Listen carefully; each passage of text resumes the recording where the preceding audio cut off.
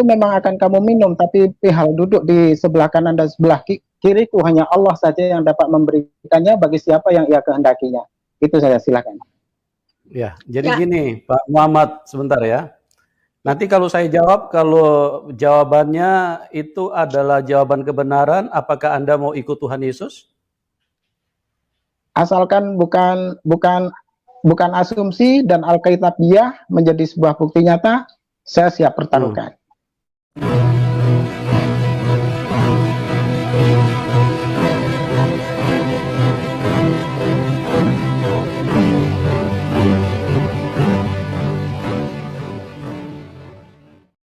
Assalamualaikum warahmatullahi wabarakatuh. Alhamdulillahi wassalatu wassalamu ala rasulillah sayyidina wa maulana Muhammadin abdillahi amma ba'du. Asyhadu an la ilaha illallah wahdahu la syarikalah wa asyhadu anna Muhammadan abduhu wa rasuluhu la nabiyya ba'da. Puji syukur kehadirat Allah Subhanahu wa taala karena kita diberikan waktu dan kesempatan berjumpa kembali melalui channel Salam Satu Akidah ini. Semoga kita semua dirahmati Allah dan diberi kekuatan serta keteguhan hati di dalam iman Islam untuk terus berjuang menyuarakan kebenaran Islam serta membentengi umat Muslim dari upaya pemurtadan yang dilakukan oleh oknum yang tidak bertanggung jawab. Nah, pada video kali ini saya akan menampilkan sebuah video yang diambil dari channelnya Yusuf Manubulu, dan di situ ada sahabat saya yaitu Pak Ali Musa ya mengajukan pertanyaan yang sebenarnya cukup sulit untuk dijawab oleh Pak Yusuf Manubulu, dan memang ternyata pertanyaan dengan jawaban sungguhlah sangat jauh berbeda ya. Nah, bagaimana selengkapnya nanti video tersebut kita akan saksikan bersama. Namun terlebih dahulu saya mengucapkan terima kasih yang setinggi-tingginya kepada saudaraku semua yang sudah mendukung channel ini dengan subscribe. Juga yang baru bergabung jangan lupa untuk subscribe, karena dengan subscribe artinya saudara semua sudah memberikan dukungan secara moral ke channel-channel Islam untuk terus menyuarakan kebenaran Islam serta membentengi umat dari upaya pemurtadan yang dilakukan Bani Kunarion. Nah, tanpa panjang mukadimah lagi, langsung saja kita simak videonya. Selamat menyaksikan.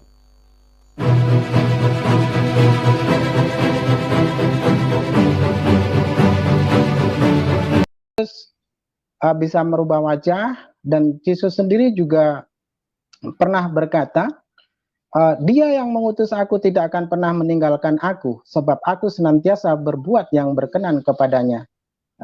Tapi apa yang terjadi pada orang yang tergantung di kayu salib itu, dia ditinggalkan oleh Tuhannya. Nah, itu yang pertama. Yang kedua, jika mana memang Yesus itu dapat menebus mati oleh karena menebus dosa umat manusia, tapi di ayat lain dikatakan, jangan halang-halangi anak itu untuk datang kepadaku, karena sesungguhnya mereka lah yang mempunyai kerajaan surga. Itu yang kedua.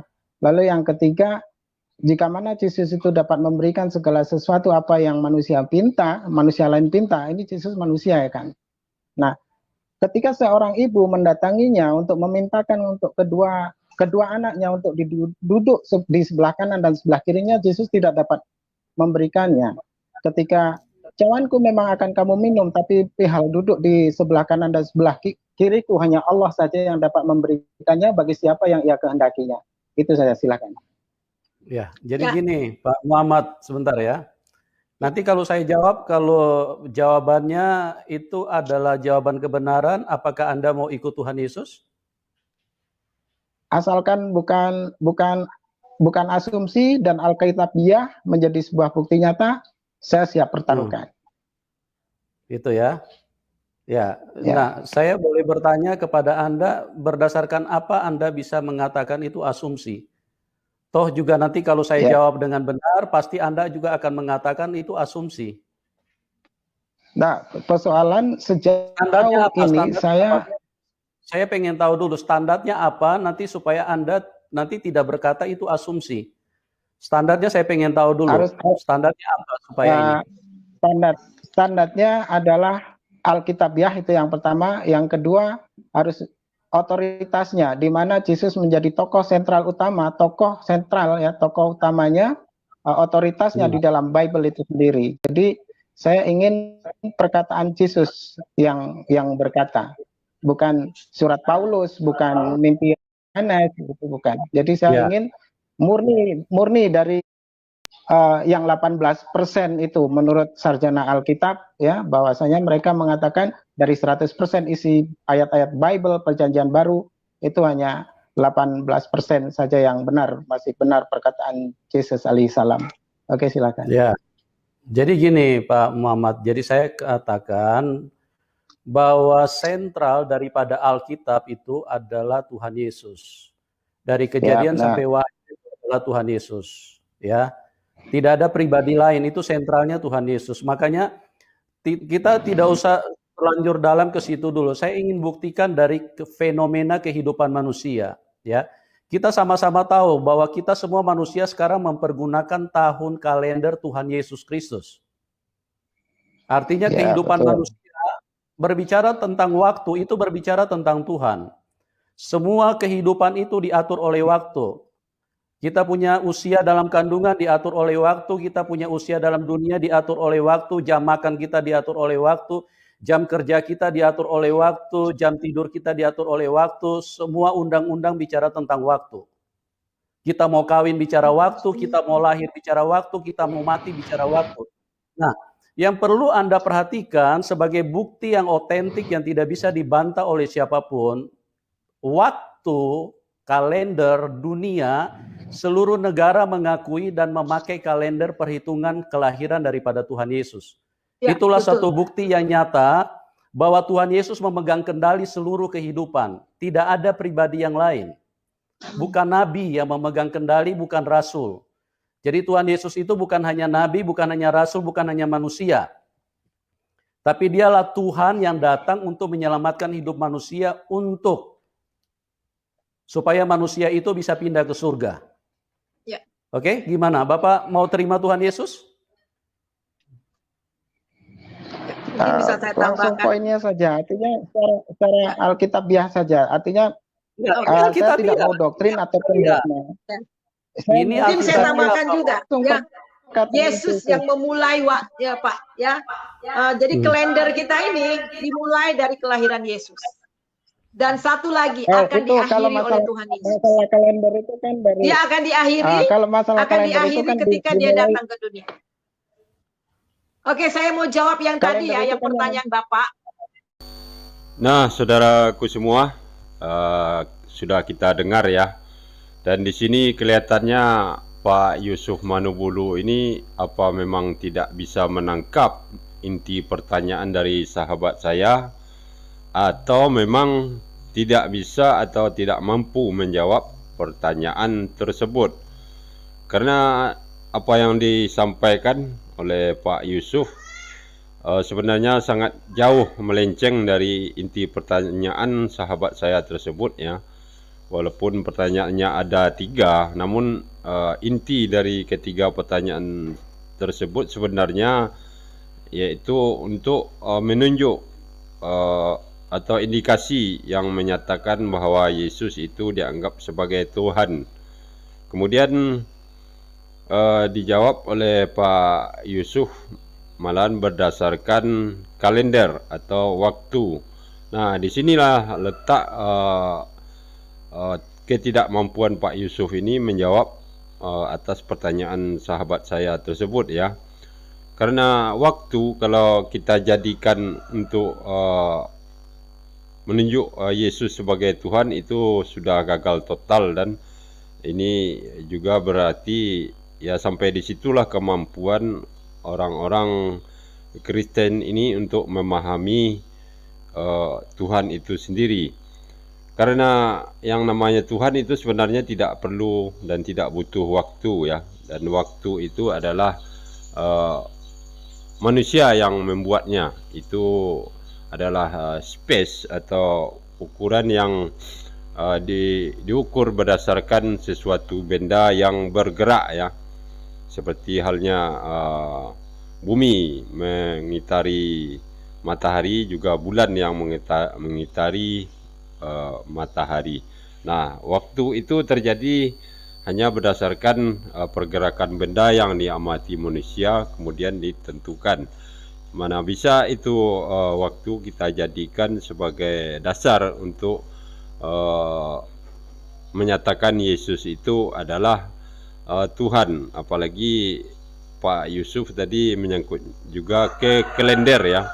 Kalender kan itu adalah waktu yang ditentukan manusia berdasarkan benda bergerak, dan itu sudah fakta ilmiah dan tidak bisa dibantahkan. Jadi kalau itu yang jawaban yang diberikan Pak Yusuf, maka semakin gagal Yesus itu sebagai Tuhan. Kemudian Pak Yusuf juga mengatakan bahwa Yesus itu datang untuk menyelamatkan manusia, membawanya ke surga. Nah, sebenarnya kalau Tuhan Maha Esa, Maha segala-galanya, Tuhan tidak butuh perantara, tidak butuh mau diselamatkan, mau tidak, hanya dengan cukup berkata saja sudah terjadi. Tidak perlu harus berkorban seperti yang diyakini oleh saudara Kristen ini ya.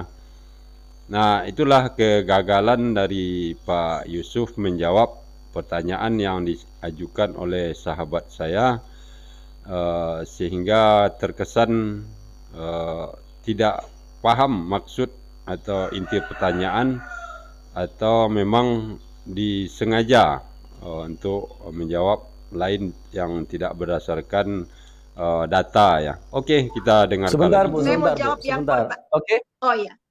Sebentar Bu, sebentar Bu. Karena kita juga jawab panjang lebar juga kalau Pak Muhammad tidak konsekuen, tidak ini tidak sesuai dengan pernyataannya juga percuma. Tadi kan saya sudah jawab. Itu sudah bukti yang tidak bisa dibantah. Siapa manusia yang bisa mengatur waktu, Pak? Kita lahir itu bicara tentang waktu.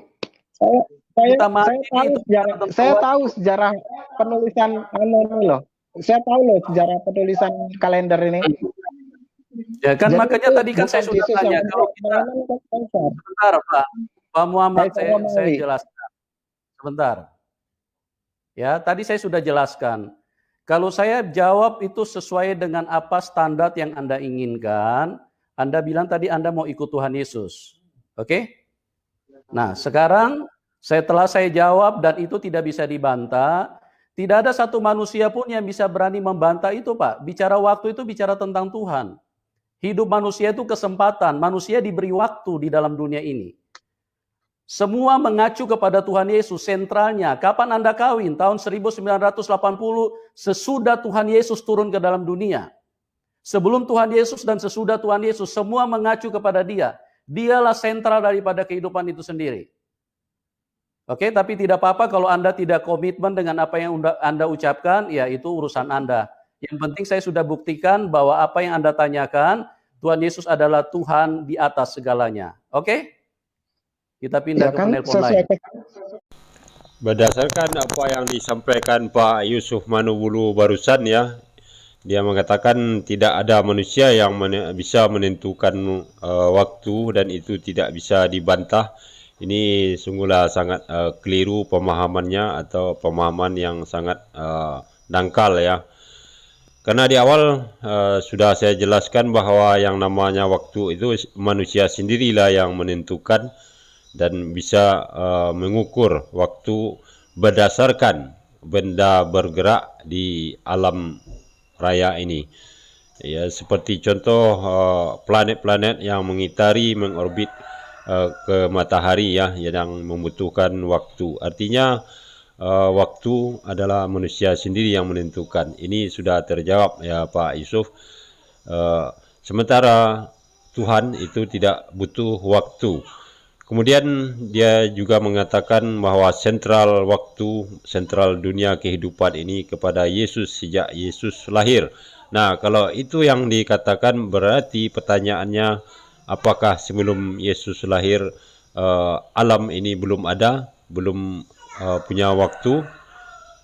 Kalau berdasarkan ilmu sains, jelas alam semesta ini jauh sekali sebelum Yesus lahir sudah ada alam semesta ini ya. Sudah sekitar 14.000 miliar tahun ya. Nah, kemudian juga dia mengatakan bahwa Yesus itu datang ke dunia untuk menyelamatkan manusia untuk masuk ke surga.